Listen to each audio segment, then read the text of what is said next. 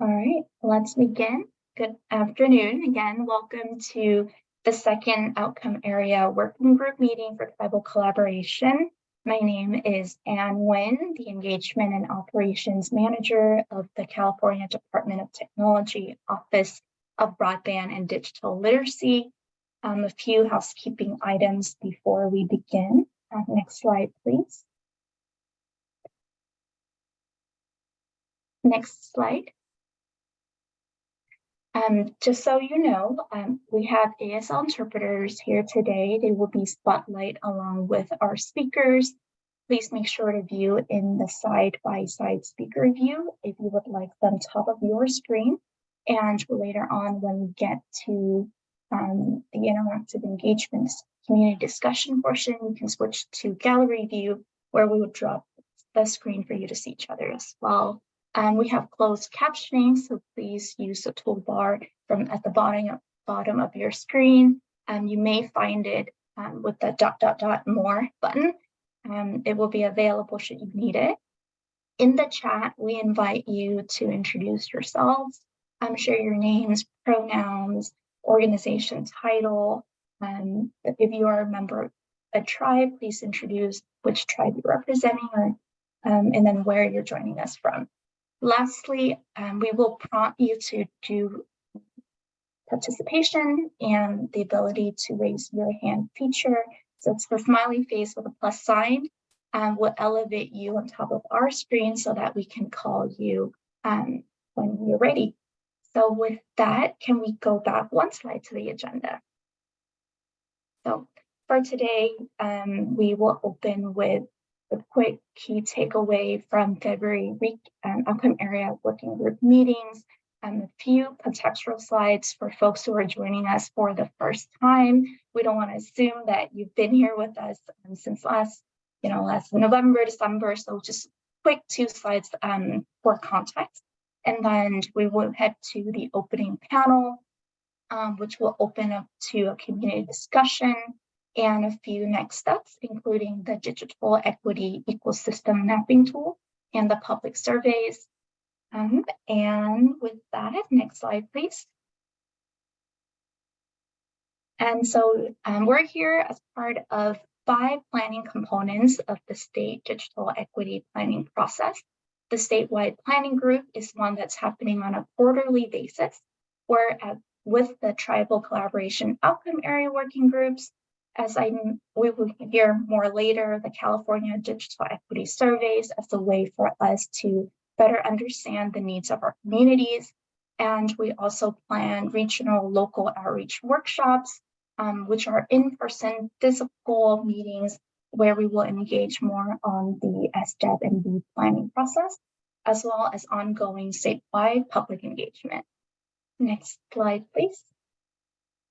So for those who are new, the working group objectives are as follow, and this is specifically for our tribal collaboration outcome area working group. Just to quickly say, develop a statewide stakeholder map committed to tribal digital equity, conduct an asset inventory of programs, plans, and services that are supporting tribal digital equity, promote and encourage tribal residents' participation in the digital equity public survey, conduct a gap analysis, and lastly, develop recommendations to the California Department of Technology on how to align state digital equity plan in consideration of tribal needs in alignment with tribal digital equity plans. So with that, next slide, please.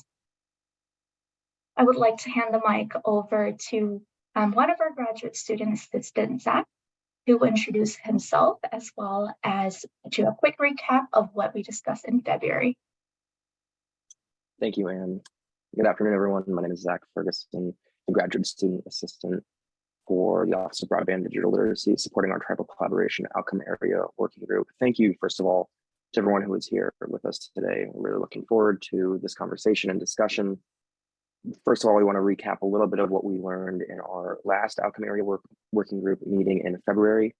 In that meeting, we discussed digital equity and its importance. In doing so, we identified key factors that must be addressed when working towards digital equity in tribal communities. First, there are larger issues of access and infrastructure that we can't ignore. Many tribal lands are still without electricity, proper roads, and other infrastructure that's needed to attain not just broadband access, but to participate in other vital processes and services.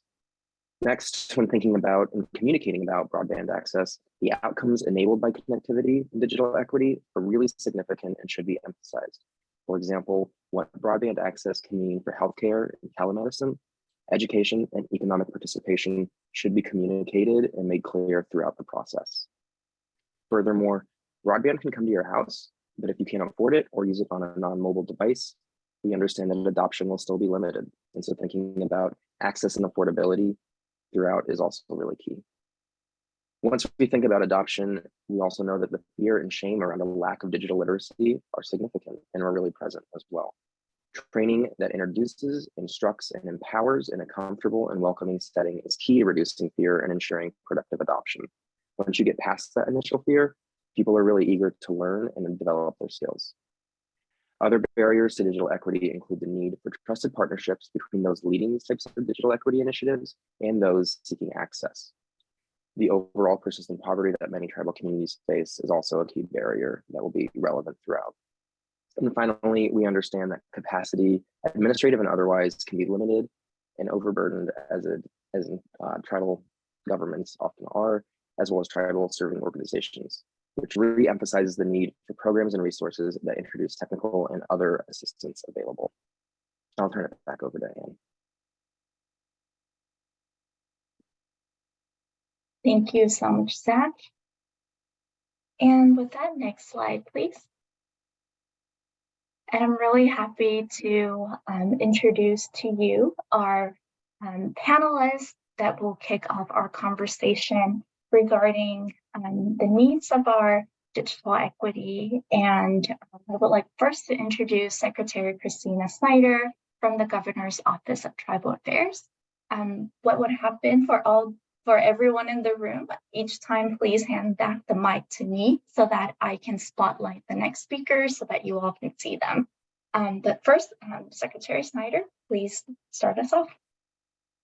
Sure. Hi, everybody, and great to see you all again. I was asked to answer a couple of questions, but I'll just talk a little bit about, from our perspective at the state and the administration, why this is so important. Knowing that I think everybody in this room has something different that they think is important, and it's best for it to be driven by tribal communities. But again, my name is Christina Snyder. I'm the Governor's Tribal Affairs Secretary, and I am a member of the Dry Creek Rancheria Band of Pomo Indians up in Sonoma County. Why is digital equity so important for tribes from the state's perspective? I think from where we sit at the state, we are prioritizing programs, we're prioritizing telework, we're prioritizing all sorts of economic development, educational opportunities, and all of these things are getting multi-million, sometimes billion-dollar investments. As we try to move forward as the state, we're really mindful that if there are infrastructure inequities, which we all know that there are, that this is going to be much more challenging for tribes to be able to engage with in a way that's on par with local governments and other communities that are taking advantage of these opportunities. So from our perspective, digital equity isn't just, literacy and engaging in the way that we do business nowadays. It's also engaging in all of these new and innovative opportunities that the state and the federal government in partnership are providing for citizens as a whole. We know that if kids aren't able to access or aren't digitally literate, that our programs like pushing out Chromebooks for all kids in California are not going to hit California Indian country as well. They're going to be left behind in some of our educational opportunities. And as we have more internet-based job opportunities, as we have more expectations from the community as a whole that all areas will be covered by some sort of broadband digital access component, We know that it's incredibly important that tribes don't get left behind, not only for educational and community development opportunities, but also for economic development opportunities as well. So I think from our perspective, it's kind of a whole of government, whole of industry approach. And it's why it's so important that tribes don't get left behind, because we know that that will just be compounded in the years to come as other industries rely so heavily on digital literacy, on broadband, on these types of ways of doing business. So I was also asked to talk a little bit about how the state is partnering with tribes, and this is part of it, is that we're facilitating a lot of these kinds of discussions to better understand the different needs and priorities of tribes throughout the state.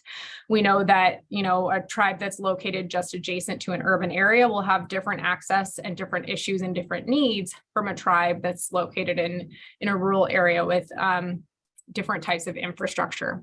We also know that membership needs are different. Some tribes have larger land bases, some have smaller land bases, and that's going to impact how their needs and their community needs are interplaying. So part of what we're doing are these kinds of meetings to understand better what your needs, your priorities are, in order to make sure the programs that we're intending to be equitable, which means we give some people more and some people less to get all to kind of the common baseline, that we're being successful and thoughtful of the different needs of your communities. So our office, the Governor's Office of Tribal Affairs, we support the work of the administration by coordinating government to government consultation. So in addition to these kinds of meetings, if you ever need to engage with the governor's office, the administration on a one-on-one basis, because potentially you have proprietary information, for example, you want to implement a new business model, a new community development model that you don't want to be kind of out in the public and posted on the internet, we can engage with you in that way. But we also serve as a member of the California Broadband Council on the state's Broadband for All efforts. And that way we're helping inform that council with your needs, and then also making sure that where we need to translate a little bit about the different needs and challenges and also legal frameworks, that we are able to do that as well. My deputy is on as well, Loretta Miranda, and both of us are attorneys, and we can kind of help people just understand a bit better about the unique challenges and the unique legal frameworks that different places might have. In this space, we've heard a bit about there's areas where there are existing rights of way, and part of our middle mile development is utilizing some of those existing rights of way. And so how do we make sure that we're engaging with your communities in a way that's respectful of your sovereignty, but also is mindful that history has not been kind, and that we have not been kind, and the federal government has not been kind in kind of crossing over those places in a way that has not always accounted for cultural resources, accounted for fair market values, and just making sure that everybody who's rowing in the direction of digital equity is informed that there's those kinds of elements as we move forward with infrastructure development. In addition, we are working closely with the California Department of Technology, California Public Utilities Commission, and other state agencies to make sure that everybody's efforts at the state are aligned and are not kind of stepping on each other, and are really trying to make sure that we're leveraging all of those different agencies, different efforts in a way that is mutually beneficial to your communities. How we do that is providing technical assistance where needed, and then also developing grant opportunities that we hope are also addressing the different needs, priorities, and challenges of your communities. So I probably talked too fast, or maybe I said too much, but I'm going to go ahead and hand it back for our next panelist, and we'll be around if anyone has questions. And thank you so much, Secretary Snyder, for your longtime advocacy for tribal connectivity and digital equity as a member of the California Broadband Council, and for being our champion for Broadband for All. And thank you. And with that, thanks for having the slide up again. I would like to introduce Mr. Adam Geisler, Division Chief, Tribal Connectivity and Nation-to-Nation Coordination from the NTIA. Thank you so much for joining us. Hi, can you hear me okay? Okay, I'm getting a yes and okay from ASL. Thank you. So I got to improve on using my hands to speak, but I understood that pretty clearly. So thank you, Angela. The Tom Adam Geisler. Hello, everybody. My name is Adam Geisler. I'm the division chief for the Tribal Connectivity and Nation to Nation Coordination Division at NTIA. I oversee and run the $3 billion tribal broadband program. And have worked here in the Department of Commerce for going on almost 8 years now, trying to address the digital divide. I also just want to thank the state of California, Secretary Snyder, Scott Adams, and the team for the invitation to come and participate and speak with you today, in particular about the digital equity aspects of how that interrelates with our communities and how that can be a positive thing when we're thinking about those equities, and how that can also, when left unaddressed, leave some of those barriers, frankly, some pretty big disparities out there in relationship to education, health, workforce, and economic development.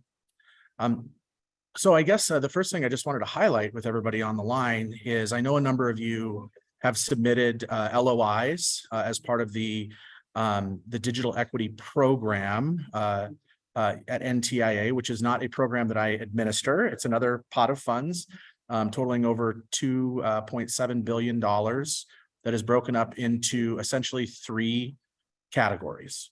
There is a tribal set aside, which many of you have submitted LOIs for. There is a state bucket of money to do both planning and implementation regarding digital equity plans and strategies. And then there's going to be a competitive bucket to come down the road where everybody's eligible to come after the funding that is available there. So I want to make sure that I spent just a quick moment to highlight the dollars that are available through NTIA related to digital equity. The other thing that I wanted to just address is it is an elephant in the room. I think you've all patiently been waiting on the status update of your LOIs to NTIA. And what I can tell you is that there is, you all should be receiving a letter from our leadership here in the next week and a half, providing an update, a status update on the digital equity LOI process status, et cetera. So that should give everybody a little bit more guidance here in the near future around how we're going to be treating the set aside component of the program.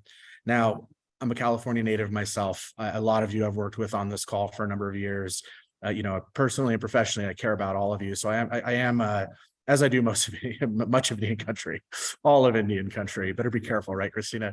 But I guess one of the things that I do want to say is what I'm finding in my time here in federal service is that the amount of interest in digital equity from tribes, frankly, overwhelmed our team here at NTIA. I honestly can tell you, I don't think we anticipated seeing the level of response that came from Indian country related to the needs of digital equity and bringing tribal communities up to a point of access, which I appreciate the conversation earlier about, let's talk internet, but we should also talk roads, power infrastructure, housing, all those other pieces that usually would have come first. But I also want to recognize that it's going to take everybody on this call to get creative with the federal dollars that are available, the state dollars that are available. The governor and his team, Christina, is doing excellent work in looking at state resources to couple with federal resources in a way that doesn't duplicate, because we can't duplicate, but we absolutely can complement.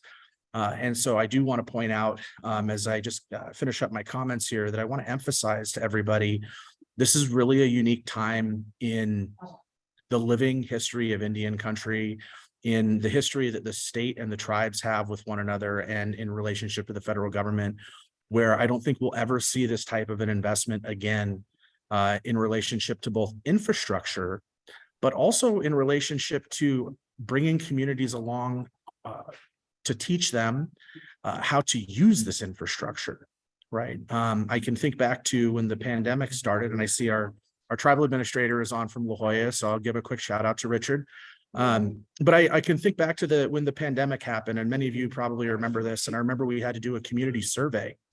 And the way that we had to go about teaching our elders how to use a QR code in order to one, be able to scan it, and then two, be able to complete the survey was a little bit of a lift. And actually our now chairwoman, Chairwoman Schlater, actually, we shot a video on our phone and then texted it to everybody across the community. And it was an interesting time for me, because it pointed out, I think, the disparity and the digital equity issues that we had in my own community with something as simple as being able to complete a survey so we could get disaster relief and assistance moving for the tribe. And so I think that's a good example right here in California for my own tribe in the last 2 years, where when we talk about, what are these impacts? Those are the types of things that we're talking about. It's some things that maybe the younger generations maybe take for granted, that our older generations are still learning how those things function and integrate with the way that we live and practice both our customs and traditions, but also integrate into the world as it becomes more digitized. And that is the truth. So I am really excited to see the work that California has done in bringing the tribes together. I am going to tell you that the state is developing, as many of you know, a digital equity plan, as are all states. And the outcome of your participation in that plan, you will likely be able to use aspects or in its entirety for the competitive portion down the road, or maybe you all work together to come after the competitive dollars together. I just wanted to point out that those aspects of your work, that this is not a state tribe thing. I really would encourage you all to think as collectively as you can, as neighbors, as partners, as friends, as colleagues, as you think about this digital equity work. The disparity components in the education piece, again, not to just give another La Jolla example, but I remember the kids all being sent home when I was a tribal leader, not during the pandemic, but a few years back. And our local school district sent kids home with tablets, and our kids didn't have access to the internet. And it was wild to me that they were receiving homework assignments to complete at their house, and they had no means of accessing the internet. And at the time, the level of connectivity in La Jolla to majority of the homes that our students were at, well, it wasn't available. So from an education standpoint, I think it is important to think about how our students are interacting with the internet in a safe way, in a responsible way, but also in a way that promotes the educational goals that every parent has for their child or for their children. I also think about the health components associated with our work. And the reality is that telehealth is a real thing. We had snow. For those of you that don't know, we actually get snow down in San Diego County. And if you guys remember, everybody else was getting snow up in the Sierras. And for my Central and Northern California colleagues and peers, I hear you. I've seen the photos. Wow. But believe it or not, we actually got snow in Southern California as well. And I remember my mom reaching out to me and saying, hey, I don't know that I'm going to be able to take my aunt needed to go in for some a discussion with her doctor for some chemo treatment, is the gist of it. And what was incredible to me was that 2 years ago, when we were trying to figure out how to use the QR code, my mom never would have stopped and said, hey, do you think we can do this as a telehealth appointment? And just a couple of weeks ago, she comes back to me and says, hey, Adam, the snow's pretty bad. Do you think the do you think the clinic down in Escondido would actually be able to do a telehealth appointment? And lo and behold, they were. And so we then had to go through the education of teaching my aunt how to actually get on the platform that they were using. And so my point is, when we talk about navigating the barriers of what is out there for digital equity, when we talk about those barriers, they are as simple as some of the more immediate familial related items that we can teach one another that we didn't realize were barriers, right? I didn't even stop to think for 2 seconds that folks in my community may not have been able to use a QR code. And then there's also the other aspects of those pieces, such as the actual physical infrastructure, which I know we're all trying hard to resolve. So I have a great team in California. I have Vanessa Cresci. For those of you that are from Central and Northern, you may have worked with her in the past when she was at Crib. And I also have Andrew Orozco, who are both in California. Andrew's down in Southern California. He's from the San Pasqual community. And we are here to help. I know that sounds so cliche. We're the federal government, we're here to help. But in all honesty, guys, this is a moment that I don't think we'll ever see again. Our team is working around the clock to help in every way and fashion that we can. I know the state is doing the same. And I just want to continue to put out there any way that we can be of assistance to you as you go down your digital equity journey or your infrastructure journey. We want to be there to do it with you, not for you. But we want to be there with you every step of the way that you want us there to assist. So again, I want to say thank you and appreciate the opportunity to speak today. Thank you. And thank you for sharing wonderful experiences and stories and opportunities through all the challenges, but you find silver lining and all of that to bring those stories and giving us an insight to how we always talk about the four cornerstone of digital equity barriers, right? Access, affordability, adoption, digital literacy, and inclusion. And your stories, Adam, weaved all four very well and gave us insights to the needs, all of our community needs, and so much love and call to action for partnership and collaboration, which is exactly what we're trying to do here. So thank you. Next, I would like to introduce you all to Corey Cordero, Deputy General Counsel representing the Yurok tribe. Corey, if you're able to come up, perfect. Thank you. Good afternoon, everyone. Thank you. My name is Corey Cordero. I'm a descendant of the White Mountain Apache, and I'm also Chicano. I serve as Deputy General Counsel for the Yurok tribe, and my pronouns are they, them, theirs. Mr. Geisler and Secretary Snyder did take a lot of my talking points. We had the same prompt, so I'm going to dive a little bit deeper into the question of what do things look like on the ground for the Yurok tribe, and also what recommendations do we have for state and federal partners in terms of working with tribes. And some of that comes from the direct experience that we've had and also from the experiences of some of our neighbors. So the Yurok tribe is located about an hour south of the Oregon-California border, very rural area.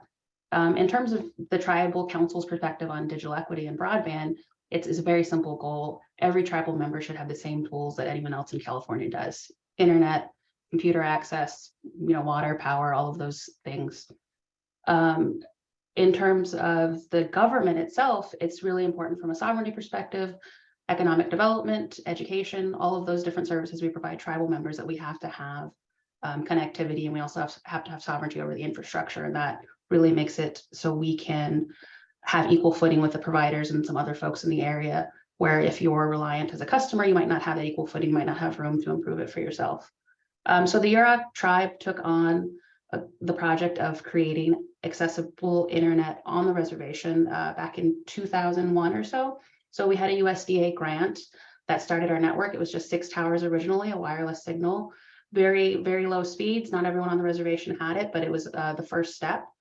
The CARES Act actually brought in a little bit more. So we were able to deploy a few more towers, provide some upgrades, and again, about half of the reservation had wireless access.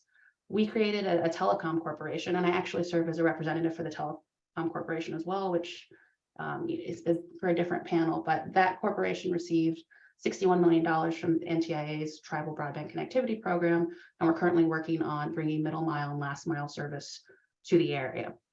In terms of some of the challenges that we face directly, thanks, Adam. In terms of some of the challenges that we face directly, ongoing flexible funding has been one of the biggest issues for us. Another issue comes down to mapping. So we've had the experience where we look at how can we get some funding to the upper part of the reservation where there is no internet access, there is no electricity, no water infrastructure, one road. And the road actually doesn't even go all the way through the reservation. So the only way to go through the entire reservation is actually by a river. So for us, maps have become very important, and trying to keep up with the different maps and point out the errors on the different maps has been an issue for us. So we looked at the USDA Rural Reconnect grant. I think it was round 4, got all of our ducks in a row, got everything together, came time to submit. And we didn't bother to check the box. We knew that there was a priority for rural areas, a priority for economic development, or places that were low socioeconomic status. And when it came time to submit, we found out that under the maps that the USDA was using, we counted as urban, which is not the Yurok reservation. And we also counted as like fairly affluent, and we didn't have the socioeconomic need and we have a 50% unemployment rate on the reservation. So that wasn't true. We're still trying to work to address that map. So hopefully when Reconnect 5 comes out, we can take a look. And then the FCC mapping issues as well. So for us, we wanted to participate and help correct the map because we knew the federal and state funds were going to be relying on the FCC maps. However, in order to actually get access to the fiber, the third-party contractor wanted a broad waiver of sovereign immunity, so we weren't able to participate in the way we would like.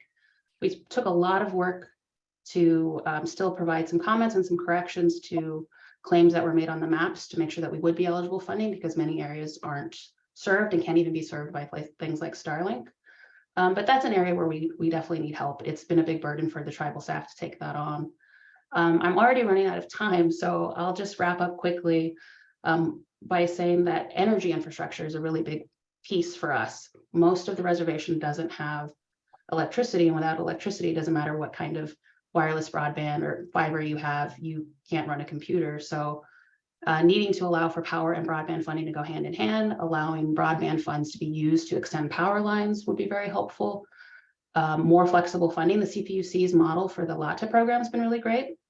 And then also recognizing the resource and the power imbalance that exists between tribes and providers or tribes in the state. I think oftentimes tribes come with providers and they say, you know, the provider will say, hey, this is a great deal. The tribe doesn't necessarily have the resources to look into it and might not end up in a great deal. And so really scrutinizing the tribal and for-profit partnerships to make sure the tribe isn't being taken advantage of. Working on a government to government basis with tribes, not just, you know, one meeting with 5 tribes in the room. And then also not every tribe is going to be able to participate or wants to participate in these ways. And you still need to make sure to be respectful for environmental and cultural resources that are going to be impacted by infrastructure. The last 2 things that I'd say is having executive level tribal affairs position really does make the difference. So for the CPUC, having Mr. Holbrook, having Karen Eckersley, having Commissioner Houck, having all of those folks who understand the tribal perspective is really, really helpful. And that's resulted in a lot of change at the CPUC level, which has really allowed the Yurok tribe to take advantage of the funding that's out there. And we're really in a great position now to finally provide broadband to all of the Yurok reservation residents. But I think without that kind of knowledge within each department, it gets a little bit difficult. And then the last thing I'll say is getting on the same page amongst your own departments is really going to be helpful. It's very frustrating for us when we talk to one group of people and then find out that they're not on the same page as another group, or, you know, the district isn't on the same page as the headquarters. And so making sure you have all your ducks in a row, have all the right people at the meeting. So we don't have to have 4 or 5 meetings, which can be a really big burden on staff when we're trying to create partnerships and work on collaborations. So that's all I'll say for now. Thanks so much for your time today. I appreciate it. We appreciate you for sharing your time with us. Thank you, Insana. And next, I would like to introduce Mr. Will Micklin, Chief Executive Officer of the Wuipai Band of Kumeyaay Indians. Mr. Micklin, would you be able to, thank you. The spotlight you. Hi, can you hear me? Yes, we can. Thank you. Will Micklin, I'm CEO for the Wuipai Band of Kumeyaay Indians. Chairman Robert Pinto Sr., Vice Chairman Michael Garcia. We are a tribe in East San Diego County. We are 5,470 acres, 5,460 of those acres just southeast of Mount Laguna in the Laguna Mountains. The tribal community is at 5,000 feet in elevation. It's a narrow valley with 3 steep ridge lines at 40-degree grades that top out at 6,400 feet in elevation. We are on the main flight path for San Diego International Airport, Lindbergh Field. So that's where we're at. I think likely we were chosen because we are off-grid to speak to you today, off-grid to telecommunications network, meaning we don't have wireline, fixed wireless, or mobile wireless services. And we're off-grid to the public electric grid, which is SDG&E and Sempra Utilities in our area, and we lack a access road with a legal right-of-way. So we have a number of challenges that perhaps illustrate the barriers to digital equity that many tribes face. We are not unique, as you heard from our friends at UROC. There's many tribes in the state that are either off-grid or more likely in number, or their reservation lands are partially served by the electric and grid and telecommunications network, and have substantial challenges for a substantial number of their tribal citizens. So I'll just briefly go over the 8 major areas we have seen for project development. Our plan is to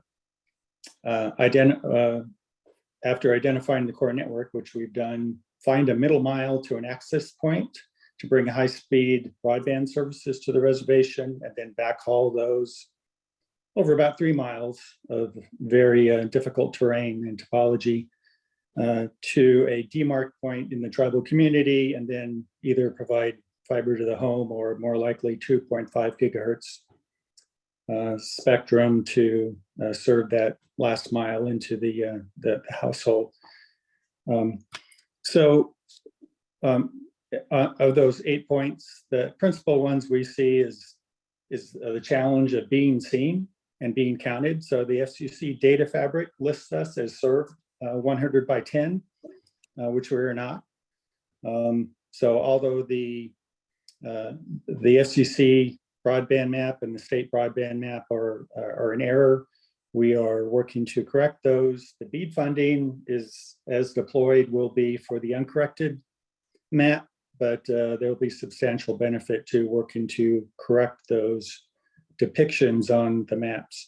Why is that important? Because of funding. Most funding is based on the target in the equity provision for these appropriations, which is to serve, to deploy services to unserved households and implicitly underserved households.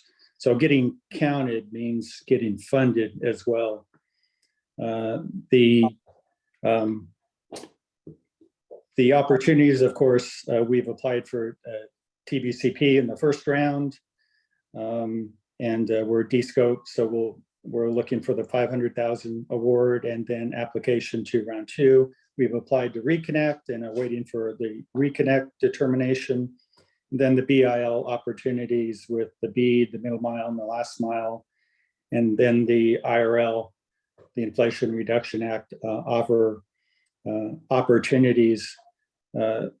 These are extremely important to us. Each one is different. The TBCP was definitely helpful in terms of funding service and funding pre-award costs in application development. The reconnect didn't fund operating services, but was helpful in other aspects of building out the network, and as well in funding pre-award costs under the grant award and the grant proceeds. So those were extremely helpful. The issues we see in moving forward, other than getting funded with a grant award, principal among these in the long-term challenges is getting permits. So we are contiguous to federal public lands with Forest Service and BLM. Unfortunately, our federal partners don't believe that tribes can be sponsors of special use permits to bring infrastructure across federal public lands into the reservation. And also don't believe they can waive the costs for permitting as well as for NEPA documents required for permitting because of the application of the FPL MLA. Doesn't allow them to waive those costs. So those are considerations we have to build in.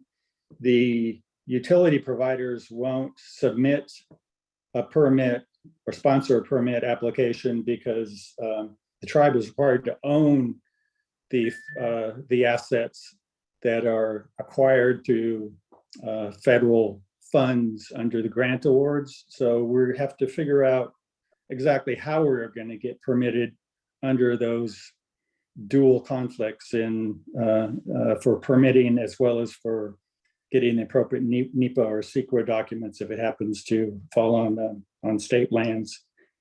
We also see issues with workforce, not just in employees, but in contractors. It's very difficult to get qualified contractors into tribal lands. Ours is extremely rural and remote. And of course, we're off grid. So the costs for contractors to bid work for us is extremely high. But more than that, it's difficult to get contractors out to where we are. Supplies, of course, going to be subject to inflation and sourcing. The awards are taking so long that our costs projected some time ago will need ground truthing for contract awards. So that'll be a substantial issue. Project bundling, we think is an important issue.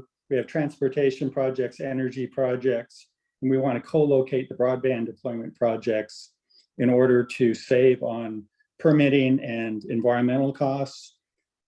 Getting various agencies to work together has been extremely difficult. The FAST-41 authority doesn't really seem to be suitable. So we're looking for the White House Council to provide some relief in this matter.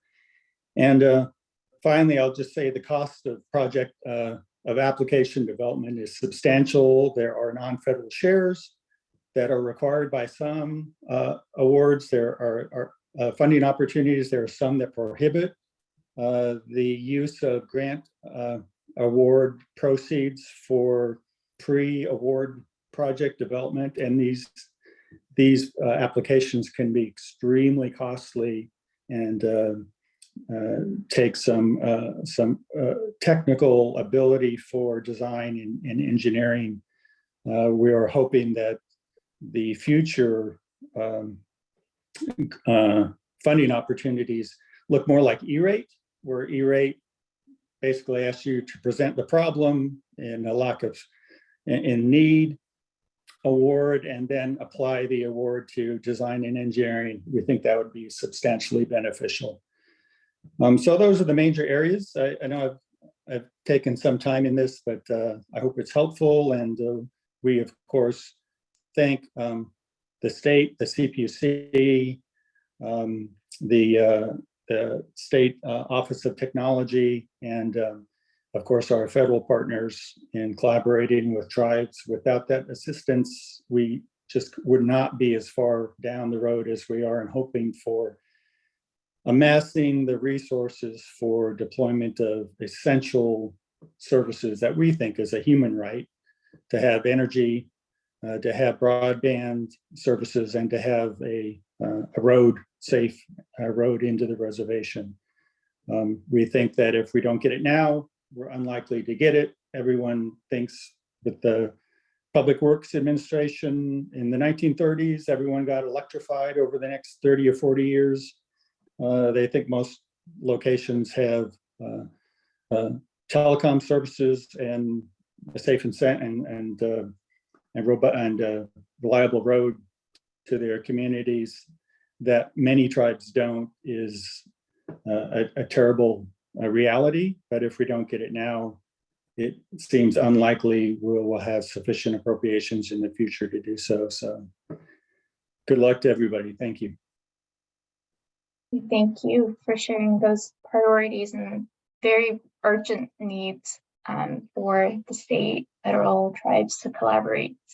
Next, I would like to introduce Chairman Jermaine Kaba. I'm so sorry if I mix up any of the pronunciation here on out. From the Kidutikad Band of Northern Paiutes, Fort Bidwell Indian Community. And please correct me when you introduce yourself, Chairman.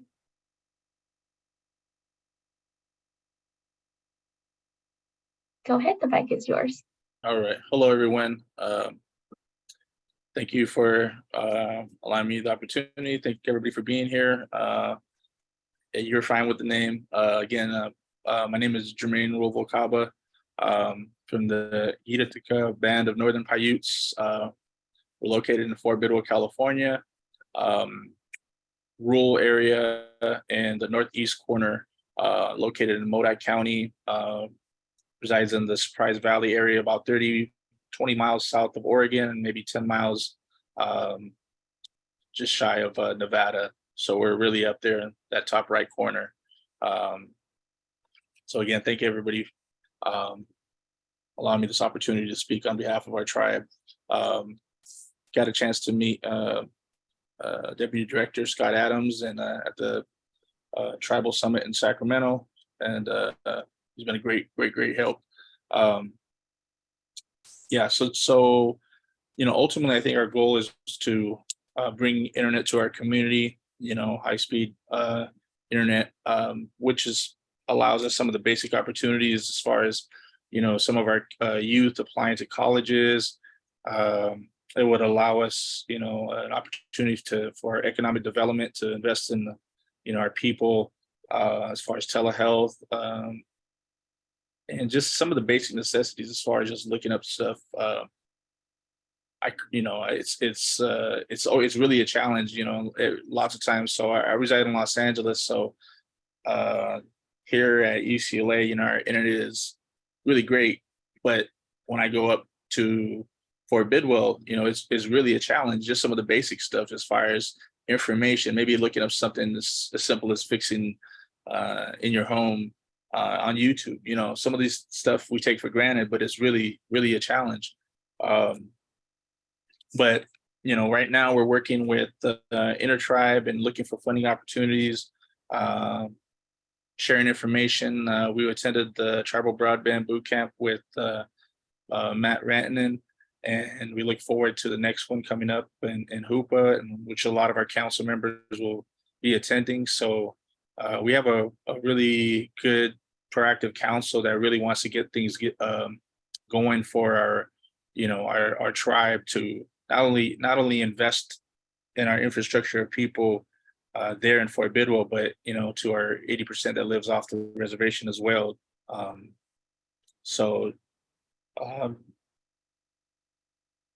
I guess one of our first starts is either connecting either from 299 from Cedarville, which is about 29 miles, which is a span we would have to, find funding opportunities for to get that done, or connecting on 395, which is over the mountain, which is some rugged terrain. So those are some of the challenge we have, and we're seeing what's the best fit to try to get that done. And ultimately, we would like to think big and become our own internet service provider, which would allow us to create jobs, jump into that facet and really learn, rather than having somebody else do it, we like to do it ourselves and really develop it. We would like to have a lot of our youth, be involved with a lot of this stuff. So we really look forward to the opportunities that it provides, working with other tribes, the state, and other entities. So with that being said, I guess I would go ahead and pass it back. Yeah, thank you very much. Appreciate it. Thank you, Chairman, and thank you for highlighting the empowerment aspects involving youth in this larger plan. And I heard you said UCLA, and I see Royce Hall behind you, so I just want to let you know I'm also a Bruin. So Nice. Thank you for joining us. And Thank you. Deputy Director Scott Adams, would you like to comment and wrap us for this portion? Well, yes, thank you, Anne. And I definitely want to give a big thanks and much gratitude to Secretary Snyder, to Mr. Geisler, to Assistant Chief Counsel Cordero from the Yurok tribe, Mr. Micklin from the Weapai Band of Kumeyaay Indians, and to Chairman Ruvalcaba. Really thankful for the ongoing and growing partnership that we have with, your tribal nations and the other tribal nations in California. Just wanted to, and let me again introduce myself. I am Scott Adams. I'm the Deputy Director of Broadband and Digital Literacy, and also the Tribal Advisor for the California Department of Technology. Just wanted to really underscore some of the comments that our distinguished opening panelists had shared, and that is that from a state perspective, the Newsom administration in the state of California is committed to meaningful partnership with the tribal nations around digital equity and broadband for all. And as Mr. Geisler said, that there's so many unique variables that factor into tribal connectivity that we need to be aware of those. And while broadband for all focuses on the kind of the three main barriers to digital equity, which are access and affordability and adoption, that we know that, as we've heard, there's some interdependencies between other supportive infrastructure that we can't separate from this conversation. So really just wanted to thank our team and thank our distinguished panelists for getting us to this point and teeing up the next community and lived experience session. Wanted to remind folks there are a number of interested parties in California that are also committed to working with our tribal nation partners to support their digital equity efforts. I want to remind everyone that we are on a call with distinguished leaders and representatives from other nations, and to be mindful when we're making our comments, and to make sure we're respectful and allow the space for the tribal leaders and their representatives to engage in this conversation and share their lived experiences, and that we keep the focus of this conversation on digital equity and how the state and federal partners can work with and be sensitive to the needs of tribal communities. And that's it, and for me. Thank you, Scott, for the closing word for the panelist portion of the agenda. Next slide, please. Okay, as Scott briefly said, in the next section, we would ask a few questions. And please, at this point, if you can look at the bottom of your screens under reactions, that's where you can raise your hands if you would like to answer any of the questions on the next page, the next slide. And next slide, please, Anna. Thank you. Just briefly, I'll read these questions out loud as you're also reading them. You don't have to answer them in order, but we do ask that you stay on topic and look at these questions. So, what digital equity barriers are experienced in tribal communities? How do digital inequities create disparate outcomes in tribal communities? What strategies and programs are you or your community implementing to support and promote digital equity on tribal lands? How can other entities working in this space better partner with you to bridge the digital divide? And then if there's any reflections after we go through these four, you may have about our discussion today so far, topics we may not have mentioned, or digital equity in general, please raise those points as well. And just want to make sure that the chat is also a place for you all to type in your insights. We don't want to limit people only in one area, so let's make this a bi-directional conversation. Oh, thank you for adding that, Tish, to the chat too.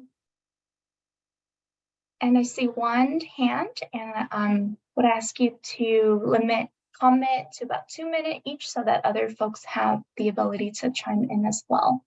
Dr. Renee Lyons.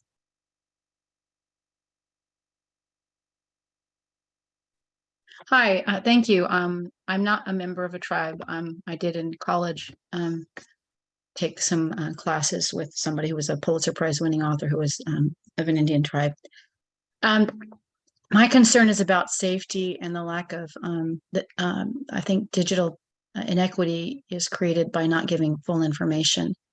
And I want to give some websites. One is physiciansforsafetechnology.org, and the other one is massachusettsforsafetechnology.org. Both of which have either educational seminars, but also understanding that there's, it's not just the tribal area, but multiple other areas that do have the need, as I believe you do, to have really good clarity and not limit your understanding of the harm from some of the ways, understanding that there are costs that are prohibitive, but also that safety of the of your children and the cognitive development and all the data that's been there about Wi-Fi, cell phones, suppression of melatonin, disruption of voltage-gated calcium channels in the brain have not been fully known. So I want to give those websites because I believe that health outcomes will be affected because Dr. now, Lyons, yes.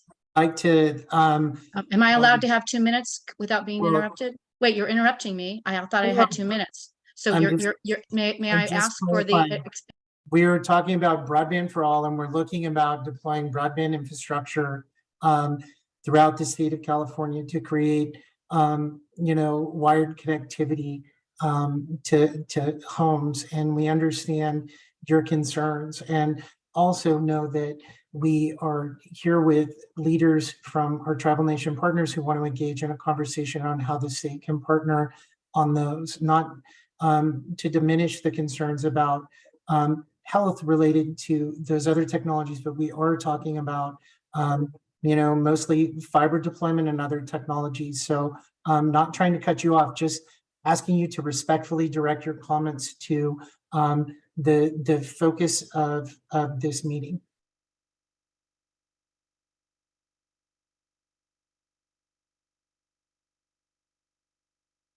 And with that, yeah, Dr. Renee Lyons, if you had anything else to add, please add in the chat. I see that you are. And I don't know the number, but I'll just go to Sherry Treppa. We can't hear you yet.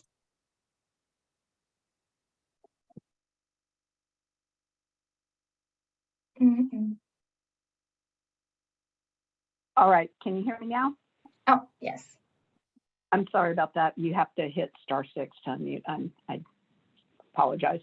The representatives, I believe, the tribal representatives have pretty clearly outlined our same experience being a rural community within our reservation boundaries, totally lacking access to the internet. And of course, during COVID, that impacted our children from a educational perspective, as well as some of the employees that work for us, in their attempt to try to work remotely. That was unsuccessful. So, it is absolutely critical that we get the necessary funding to be able to bridge that gap. I think we did experience some challenges with the NTIA application process. I understand that it was oversubscribed, so we had to amend our application with a very short turnaround. And of course, we had to engage experts to help us prepare the application. Unfortunately, when we went back to these consultants with the reduced project scope, it wasn't worth their while, so they dropped us, and we were scrambling to try to find adequate expertise in a very short amount of time to be able to reapply. Basically, we had to amend our project scope, and that was very impactful from a time process. We almost weren't able to get it resubmitted. So unfortunately, we got a project funding that is considerably less than we had originally asked for. So I appreciate the contacts here that have been, talking about some of the efforts and offering assistance, and I'll certainly be reaching out to a couple of them to see if we can find additional funding to bridge the gap from our original project. But that's it. And obviously the outcomes of the disparate impacts is pretty critical. Several children are behind the 8 ball now in education. And, it very much impacts the ability of our membership to be gainfully employed. So it's very, very impactful. Thanks very much. Thank you for your comment. And Linda Thomas, please begin to unmute. Thank you. Hi, can you hear me?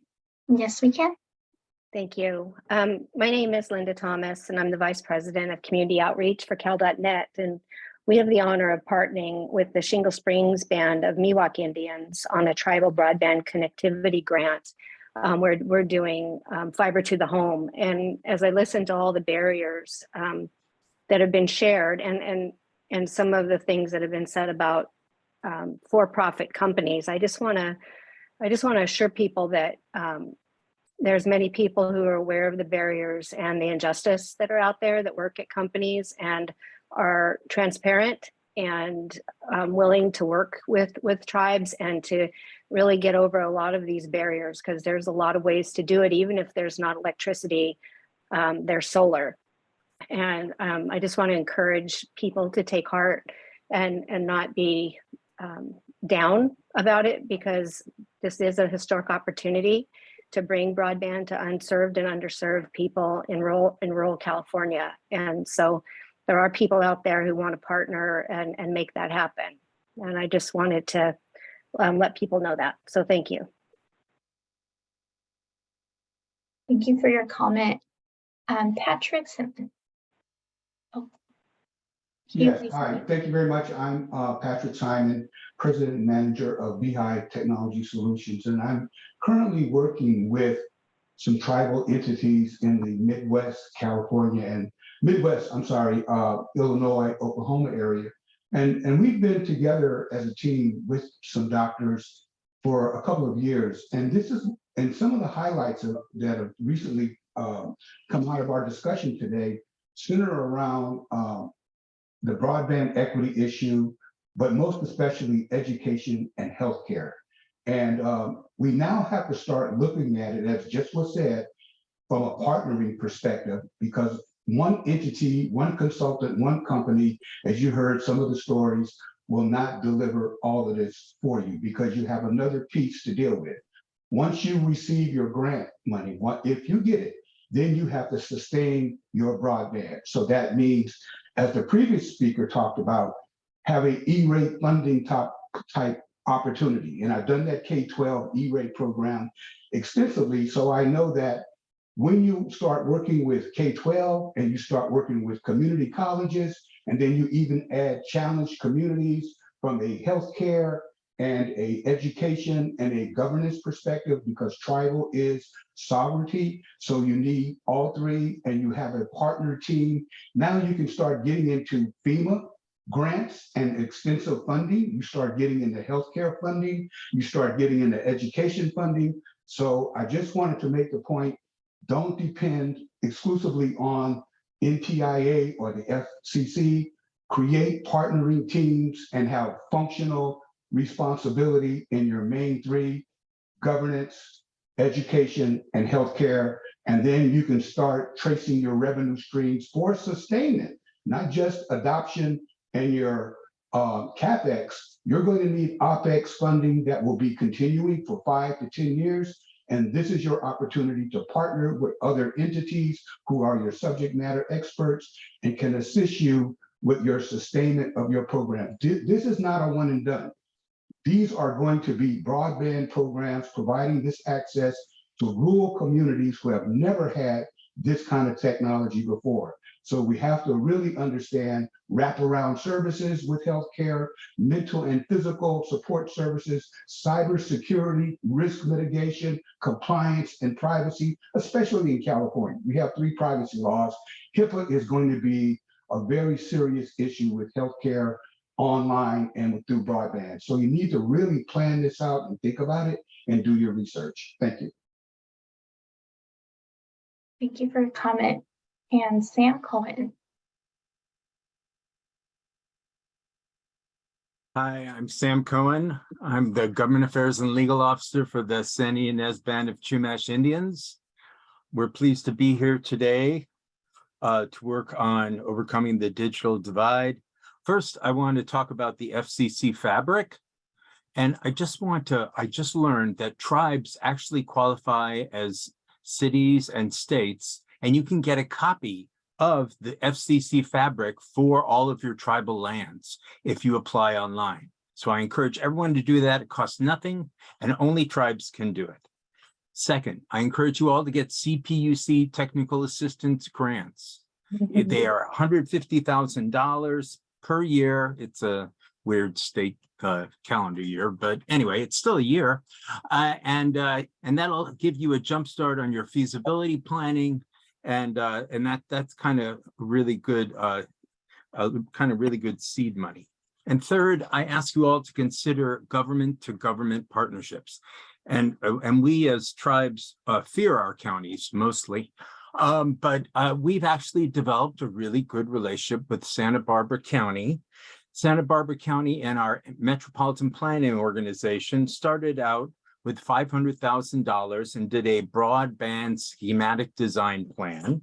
Then the tribe and a nonprofit, the Econ Alliance of Northern Santa Barbara County, applied for and received an EDA grant to map 2 different routes for fiber in Northern Santa Barbara County, and we should be done by August. And now the county and SBCAG again are going to apply for the next $1 million to start the EIR process. So I know, there's not a lot of big reservations in California. There's a lot of small reservations that are kind of dominated by their neighboring cities and counties.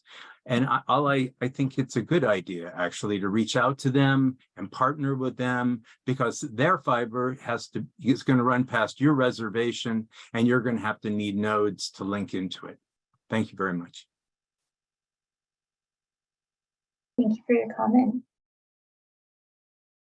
One thing I want to say, thank you for those comments about partnership, Mr. Cohen, because it is, I think that's something that is really clear, that in addition to the state and the Department of Technology and the Public Utilities Commission and many of the state agencies that are committed to partnering with tribal nations, there's a lot of regional collaboration going on through the broadband consortia and also rural county representatives of California. I know Barbara Hayes is here. Barbara, is there anything you might want to share about some of the interesting work that you folks are doing and how that might be leveraged to support tribal connectivity? Hi, can you hear me? Yeah. Oh, great. Yeah, I mean, right now, thank you, Scott. Right now, we're focused on, we represent 40 of the state's 58 counties, those that are among the most rural. That's the name of the organization I represent, Rural County Representatives of California. And we're focusing on the LADA grant specifically, and trying to increase the application rate on those LADA grants. It is now fully subscribed for cities and towns, of course, but the tribal pot remains open. And we are working with a handful of tribes across our 40 counties to get their applications in specifically for network design, and specifically focused, as LADA requires, on 100 symmetrical up-down speeds, or systems that deliver 100 symmetrical up-down speeds But we want to serve as a resource to tribes in not only helping them write those applications, but also in implementing the work for specifically around network designs. But I will say that the speakers today did a phenomenal job in my mind of really synthesizing the obstacles and the challenges that I have heard. I won't take time to regurgitate them. They did a great job, of course, of pointing them out. And those messages are what I'm hearing when I'm in conversations with the tribes that we're assisting with the LADA, as far as, things that have to be overcome. And hopefully efforts like this and through LADA, as others have mentioned, will help us get there.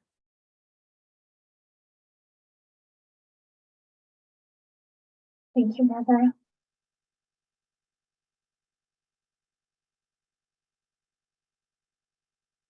Yes. Can you hear us, Mr. Allen Pruitt? Yeah, hi, Alan Pruitt. I am not a tribal member. I'm an economic development specialist with the Coshawt Indian Tribe at Fort Yuma Indian Reservation. And I'm referring to some of my notes that I sent to Zach after the last meeting we had here online. And under digital equity, while we're talking about some of the usual suspects for social and economic disparities, access to information, economic development, educational opportunities, social connectivity, there's a new player in this mix also, and that's artificial intelligence. I've been a beta tester with OpenAI for over 2 years now, and I consult with graduate students at University of Arizona on AI in the workplace. So I see it as a disruptive technology in a disruptive world on the internet. My prediction is by the end of the year, most of us on this call are going to have to reframe the way we interact with the internet and with digital tools based on artificial intelligence.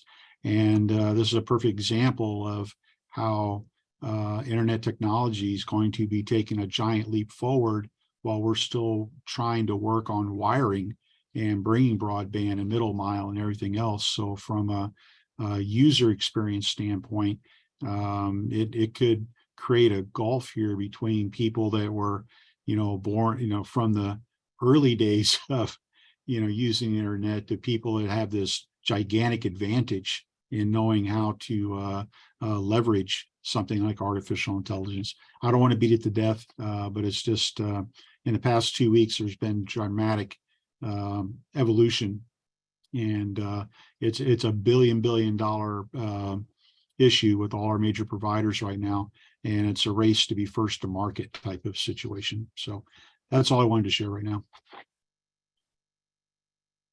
Thank you, Mr. Pruitt.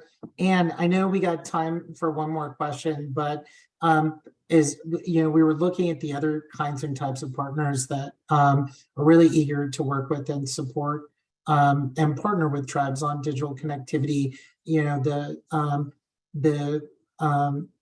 area associations of governments are really doing a lot of work, particularly in Southern California. And I see Chris Schmidt is here from SANDAG. Chris, might you be able to talk a little bit about what SANDAG is doing down in San Diego? Yeah, hi, Scott. Thanks for asking. This is Chris Schmidt. I'm the Deputy District Director for Right Away at Caltrans, but I also serve as SANDAG's Digital Equity Manager. And one of the things we've made a priority at SANDAG is really partnering with our tribes to do a lot of what was discussed here today, to seek the funding necessary to do the planning work, to really implement some powerful new projects on reservation to really serve communities better. And one of the keys to that is to try to leverage the connection to the middle mile that's well under the planning and construction phase at this time.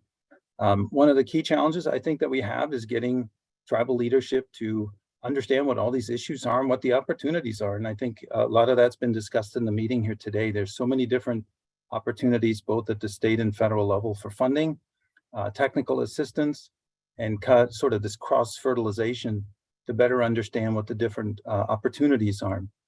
We try to be sort of a clearinghouse to help facilitate those conversations and to be a convener to really allow folks to talk and really expose some of their own ignorance myself included, by the way. This is all new to everyone, and I think that that's a novel thought, that we don't always have all the answers. And one of the reasons I think I like to participate in these meetings is to better understand what the lived experience truly is. So we're looking forward to continuing to work with the tribal members locally, but we're also very eager to partner across the state. A lot of what we've done locally to bring the first middle mile project under construction on State Route 67, was an example of that. And we have a partnership with our sister agency, the Southern California Association of Governments, and we host a number of different meetings and a number of different opportunities to collaborate. So if anybody's interested in knowing more about what we do and how we go about it, I'd love to share that with you, and be happy to put my information in the chat if you want to reach out. Thank you. Thank you. Do we see any other hands either in the chat or on here, Scott? Just want to make sure I'm not missing anyone. Okay. Well, I don't see any hands, so I think we can move on to our next portion, how to take action. And I would like to introduce you all to Rachna Vos from the Broadband Equity Partnership to go on and outline the next two slides for us. Thank you, Anne. Hi, everyone. My name is Rachna Vos. I work as a principal for Broadband and Digital Equity with Broadband Equity Partnership. We serve as advisors and project consultants to the California Department of Technology, and we are assisting with the state digital equity planning process. Next slide. Next slide. So one of the required components of the state digital equity planning process is an asset inventory of existing programs, plans, and services across the state, including across tribal communities. So in order to properly assess the breadth and depth of programs being offered across the state, we need to systematically and methodically collect information that we can actually analyze in a proper way. So we've developed a tool called the Digital Equity Ecosystem Mapping Tool, also known as the DEEM tool. And the DEEM tool will actually help us understand what programs, plans, and services are currently available across communities throughout California, where they're being offered, and to whom they're being offered. And by analyzing this information, we'll be better able to understand where the resource gaps may be. This tool is currently alive right now and ready to be completed. So please take some time to complete this tool, to share with us information about any programs that are being offered to tribal communities across the state. So if you are leveraging technology to provide a service or a program to communities, to tribal residents, please share this information for us. We need to see it, we need to understand it, we need to know what's being offered so we can better understand the digital equity ecosystem landscape across tribal communities as well as across communities in the state of California. Next slide. So in order to help push out the DEEM tool, we've developed an outreach toolkit. This toolkit will actually help you share the DEEM tool with tribal administrators, with schools and nonprofit programs. So if you partner with community-based organizations or you partner with nonprofits to promote technology and connectivity among tribal communities, please share this tool with your partner entities. We'd love for you to be able to get them involved in completing this tool so that we can understand the scope of programs being offered to tribal communities across California. One of the toolkit collateral materials includes a QR code that you can actually scan and start completing the tool. The tool is available in Spanish and English, and we've already had people sending us information. Some of the types of information being sent to us so far include program descriptions. They can include broadband data. It can include any other data that you've collected about your programs and services. So please feel free to share this information with us. The links are being dropped in the chat, and We actually have an email address that you can email your questions to. It's deem@state.ca.gov. Please start completing this tool. Please be open and candid about sharing with us some of the resource gaps that you might be seeing in your communities. We'd love to hear from you, and we'd love to see some of the information that's being shared, and we will push this out in the coming months to be able to share what we've collected with all of you.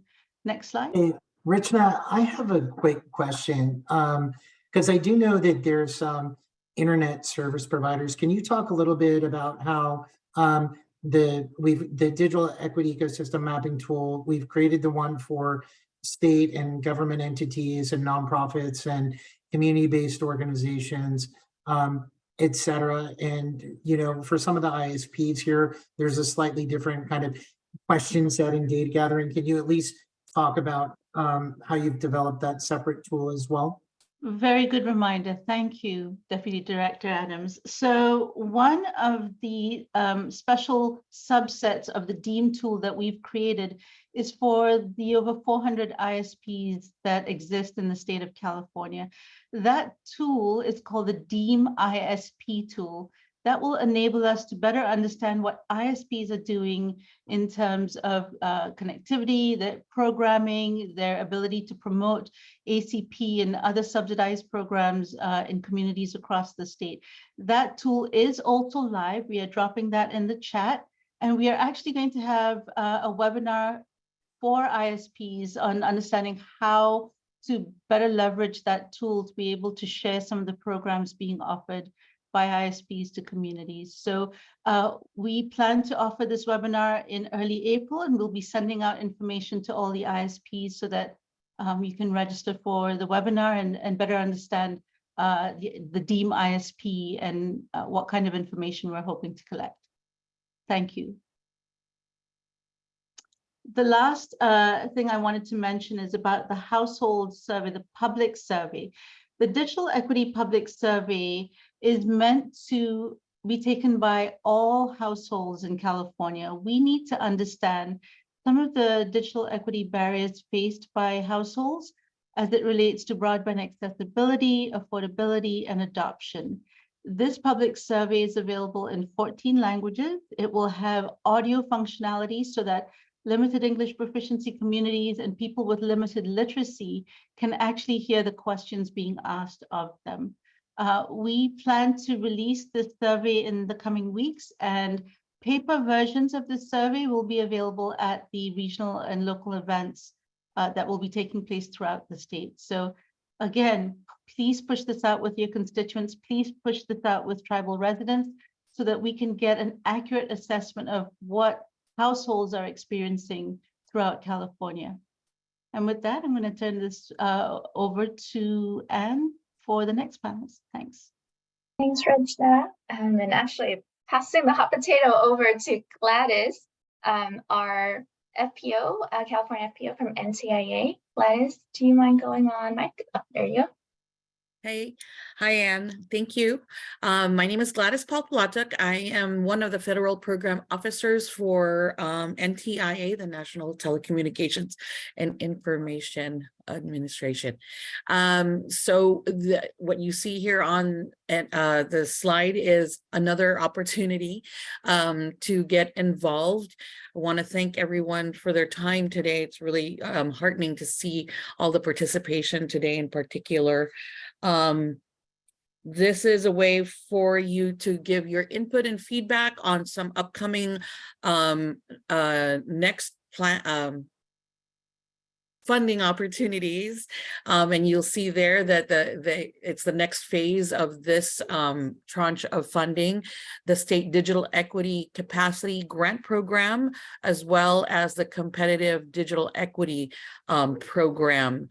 The State Digital Equity Capacity Grant programs will be administered by the state, an entity in the state, likely to be CDT.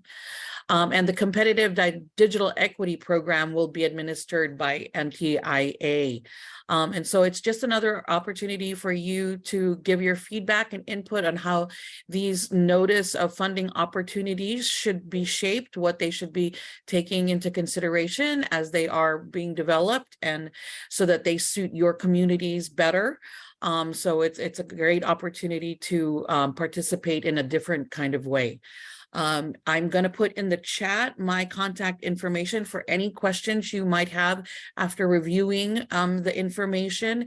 The slides will be provided also after the meeting, so you'll have that information in front of you. And I will put in the chat as well links to that, so you can start looking at them in advance. And I'll hand it back to Anne. Thank you. Thanks, Gladys. And just as we have a few more minutes of our meeting, or a few next steps, and I'll go through the next few slides fairly quickly. Quick high-level summary of what ways to get involved. You heard about the DEAM tool, the Digital Equity Ecosystem Mapping tool from Richna earlier, as well as the public surveys that will be coming out in April. We are planning 20 local regional workshops, DE and BEAD workshops. So make sure to keep an eye out for those and register and attend them if they're near you. And all these events will be online under our Broadband for All website. Thanks, Tish. Our virtual events include the outcome area working groups. The next one will be, for us, will be in May and June.